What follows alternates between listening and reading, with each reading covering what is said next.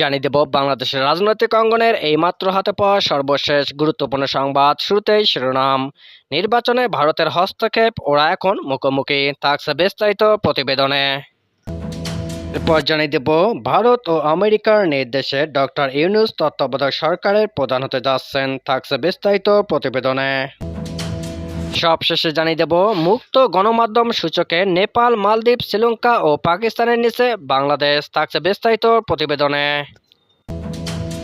এতক্ষণ শিরোনাম শুনছিলেন, এবার বিস্তারিত। জাতীয় সংসদের ক্ষমতাসীন আওয়ামী লীগ ও গৃহপালিত বিরোধী দল জাতীয় পার্টির মধ্যে শুরু হয়েছে কামড়াকামড়ি। 2014, 2018 ও 2024 সালে অনুষ্ঠিত তিনটি জাতীয় নির্বাচনেই আওয়ামী লীগের সঙ্গে আসন সমঝোতা করে জাতীয় পার্টি সংসদে গেছে। জনগণের প্রত্যাশা উপেক্ষা করে আসন ভাগাভাগি নির্বাচনে অংশ নিয়ে দল তিনবারই জাতীয় সংসদে বিরোধী দলের আসনে বসেছে। দলটি বিরোধী দল এবং একই সঙ্গে কয়েকজন নেতা মন্ত্রী হয়েছেন। ওই সময় বিরোধী দলের নেতা ছিলেন রওশন এরশাদ, এবার বিরোধী দলের নেতা হয়েছেন জি.এম. কাদের। 26 আসন সমঝোতা করে নিয়ন্ত্রিত নির্বাচনে মাত্র 11টি আসন পেয়েছে জাতীয় পার্টি। এতে করে জনগণ থেকে বিচ্ছিন্ন এবং সুবিধাভোগী পরগাছা দলটি অনেক নেতা মূল দল ত্যাগ করে পৃথক দল গঠন করেছেন। রওশন এরশাদের নেতৃত্বে ওই দল এখন নতুন করে সরকারের অনুকম্পা পাওয়ার চেষ্টা করছেন। 26 আসনের সমঝোতা করে মাত্র 11 আসন পাওয়া জাতীয় পার্টি সুবিধাবাদী নেতারা বোধহয় ক্ষুব্ধ। দলটির চেয়ারম্যান ও জাতীয় সংসদের বিরোধী দলীয় নেতা জি.এম. কাদের 27 এপ্রিল দলের বর্ধিত সভায় বলেছেন, আওয়ামী লীগ রাজনৈতিক কোনো চরিত্র নেই, দেশের স্বাধীনতা বিরোধী শক্তি হচ্ছে আওয়ামী লীগ, জনগণ নয়। বিদেশি শক্তি তথা ভারত, চীন, রাশিয়া আওয়ামী লীগকে ক্ষমতায় এনেছে।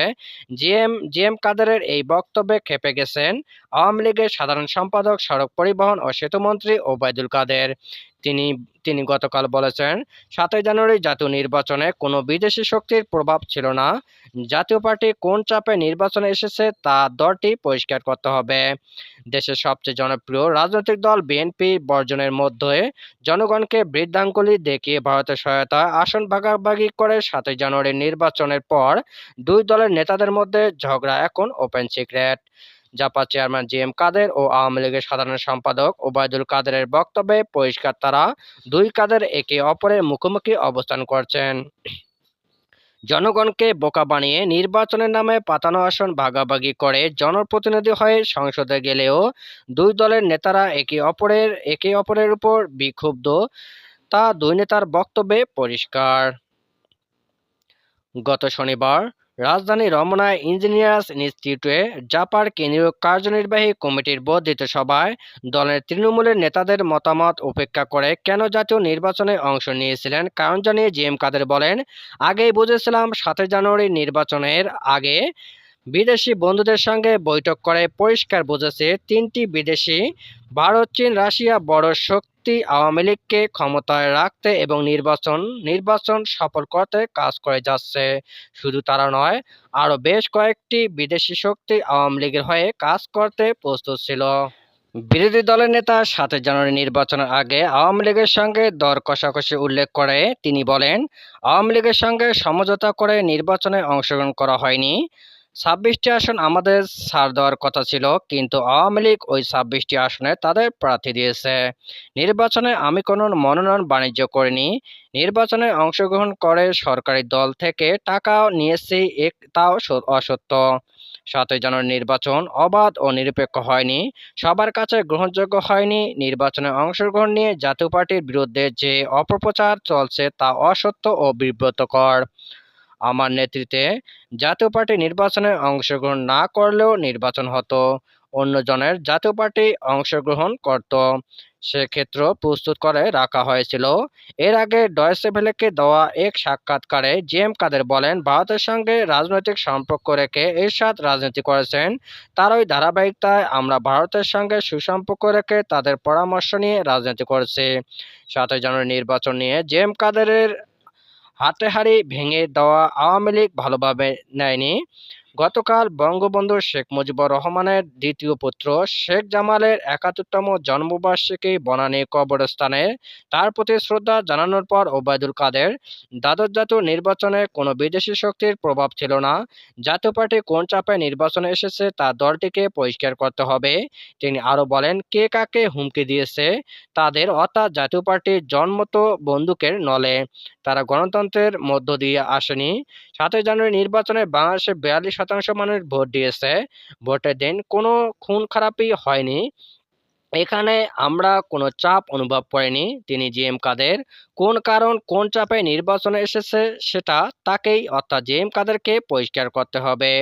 অবশ্য নির্বাচনের পর ওবায়দুল কাদেরের সঙ্গে সচিবালয়ে ঢাকায় কর্মরত ভারতের হাইকমিশনার প্রণব বর্মার সাক্ষাৎ করতে গেলে ওবায়দুল কাদের বলেন, নির্বাচনে নির্বাচনে পাশে থাকার জন্য ভারতকে ধন্যবাদ। ভারত পাশে ছিল বলেই বিদেশি শক্তির চাপের মুখেও ৭ই জানুয়ারি নির্বাচন ভঙ্গুর হয়নি, আওয়ামী লীগ ক্ষমতায় আসতে পেরেছে। পররাষ্ট্রমন্ত্রী ডক্টর হাসান মাহমুদ বলেছেন, নির্বাচনের সময় ভারত যেভাবে আওয়ামী লীগের পাশে ছিল সারা জীবন পাশে থাকবে। অথচ ভারতের অনুকম্পায় নিয়ে রাজনীতি করা দুই দল, ক্ষমতাসীন আওয়ামী লীগ ও জাতীয় সংসদের গৃহপালিত বিরোধী দল জাতীয় পার্টি এখন ভারত ইস্যুতে মুখোমুখি। জাপার দাবি, ভারত, চীন, রাশিয়া ৭ই জানুয়ারি নির্বাচনে আওয়ামী লীগের পক্ষে ছিল। আ ওবায়দুল কাদের এর আগে নির্বাচনে আওয়ামী লীগের পাশে ভারত থাকার কথা স্বীকার করে বক্তব্য দিয়েছেন।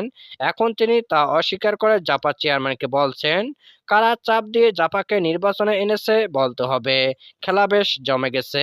উল্লেখ্য, ২০১৪ সালের নির্বাচনের পর সাবেক প্রেসিডেন্ট মরহুম হোসেন মোহাম্মদ এরশাদ সংবাদ সম্মেলন করে বলেছিলেন, ওই নির্বাচনে ভারতের পররাষ্ট্র সচিব সুজাতা সিং আওয়ামী লীগকে ক্ষমতায় আনতে এরশাদকে চাপ দিয়ে জাতীয় পার্টিকে নির্বাচনে অংশ নিতে বাধ্য করেছিল।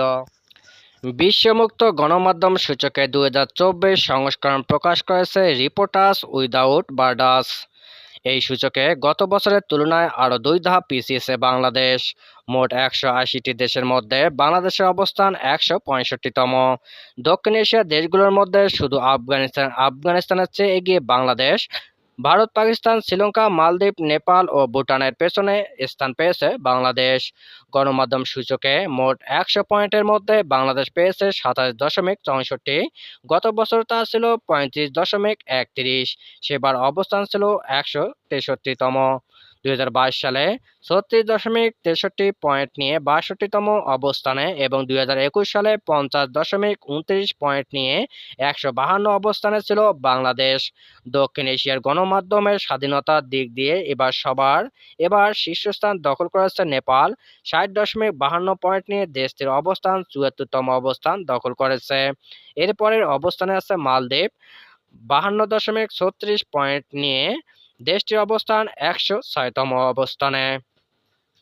এবারের তালিকার প্রথম স্থান থেকে ছিটকে তৃতীয় স্থানে ভুটান, ৩৭.২৯ পয়েন্ট নিয়ে দেশটির অবস্থান ১৪৭তম।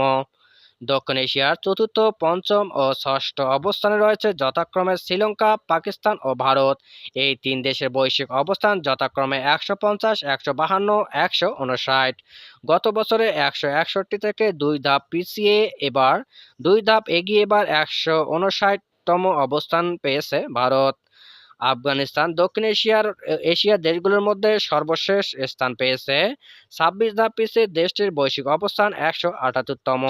তাদের পয়েন্ট ১৯.৯। প্রতিবেদনে উল্লেখ করা হয়েছে, সাংবাদিকদের চ্যালেঞ্জের দিক দিয়ে গোটা বিশ্বে এশিয়া প্যাসিফিক অঞ্চল দ্বিতীয় অবস্থানে রয়েছে। গণমাধ্যম কর্মীদের জন্য সবচেয়ে বিপজ্জনক কর্মস্থল হবে মিয়ানমার, চীন, উত্তর কোরিয়া, ভিয়েতনাম, আফগানিস্তানের নাম উল্লেখ করা হয়েছে এই প্রতিবেদনে। বৈশ্বিক সূচকের শীর্ষস্থান অটুট রেখেছে নরওয়ে, তাদের পয়েন্ট ৯১.৭৯। শীর্ষ ১০-এর বাকি দেশগুলো হলো Denmark, Sweden, Netherlands, Finland, Estonia, Portugal, Ireland, Switzerland ও জার্মানি। বিশ্ব মুক্ত গণমাধ্যম সূচকের মাধ্যমে বিশ্বের বিভিন্ন দেশ ও অঞ্চলের সাংবাদিকদের কতটুকু স্বাধীনভাবে তাদের দায়িত্ব পালন করে তা যাচাই করা হয়। এই সূচকের 5টি বিষয় আমলে নেওয়া হয়।